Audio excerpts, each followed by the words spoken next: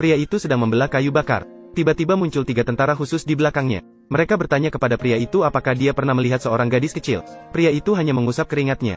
Dia sama sekali tidak ingin menghiraukan mereka. Melihat mereka tidak berniat pergi, pria itu memarahi mereka dengan keras. Memerintahkan mereka untuk segera pergi dari sini. Menghadapi ancaman dari pria itu, tentara khusus sama sekali tidak takut.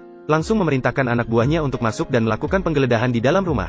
Tindakan ini seketika membuat pria itu marah.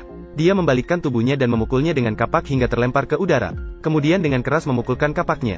Tentara khusus itu langsung tewas di tempat. Tentara khusus lainnya hendak menarik pelatuk setelah melihat situasi tersebut. Namun, dia langsung diatasi oleh pria itu dengan lemparan pisau yang cepat. Kemudian pria itu bersiap mencari tentara khusus terakhir. Ketika melewati pintu kamar, tiba-tiba terdengar suara tembakan dari dalam. Gadis kecil itu sedang memegang sebilah pistol. Tentara khusus terakhir juga sudah tergeletak di tanah.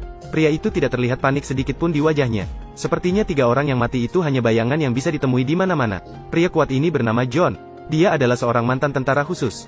Tepat beberapa waktu yang lalu, sebuah virus mematikan melanda seluruh dunia. Pemerintah menangkap semua orang yang terinfeksi virus tersebut secara massal. Menghadapi cara penyelesaian yang begitu kejam, John berdiri untuk menyatakan keberatannya. Akhirnya dia ditangkap dan dibawa ke laboratorium oleh mereka. Para ilmuwan bersiap-siap untuk melakukan eksperimen pada tubuhnya. Untungnya, John bangun tepat pada saat yang kritis.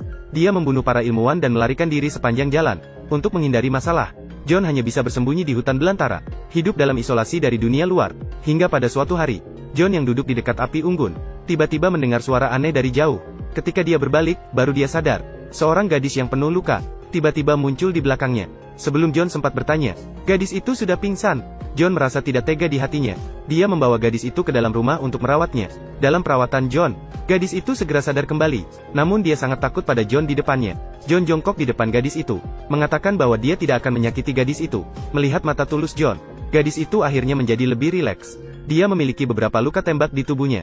Untuk menghindari infeksi, John harus mengeluarkan peluru dari tubuh gadis itu dengan tangannya sendiri. Karena tidak ada obat bius, hanya bisa membiarkan gadis itu menggigit sebatang kayu di mulutnya. Namun gadis itu masih merasa sakit hingga giginya terasa nyilu. Ketika John mengeluarkan peluru dari tubuh gadis itu, namun dia menemukan bahwa situasinya tidak semudah itu. Peluru di dalam tubuh gadis itu dilengkapi dengan perangkat pelacak yang canggih. Jenis peluru ini hanya dimiliki oleh militer. John segera menghancurkan chip di peluru tersebut, sambil bertanya tentang identitas asli gadis itu. Gadis itu belum sempat menjawab. Dia pingsan lagi karena rasa sakit yang hebat. Pada saat itu, John memperhatikan, ada tato kuda di pergelangan tangannya.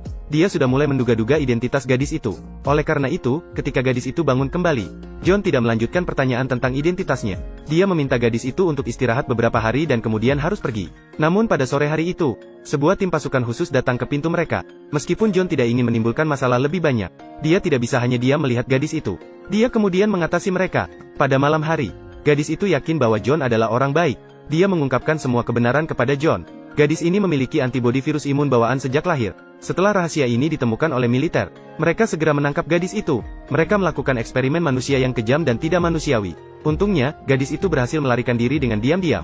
Untuk menyelamatkan lebih banyak nyawa, John memutuskan untuk melindungi gadis itu dari pengejaran militer. Sebagai mantan pasukan khusus, John sangat menyadari bahwa militer pasti akan datang lagi. Oleh karena itu, sebelum mereka tiba, John mencari berbagai peralatan untuk mempersiapkan perlindungan. Dia juga memperkuat kembali pondok kayu.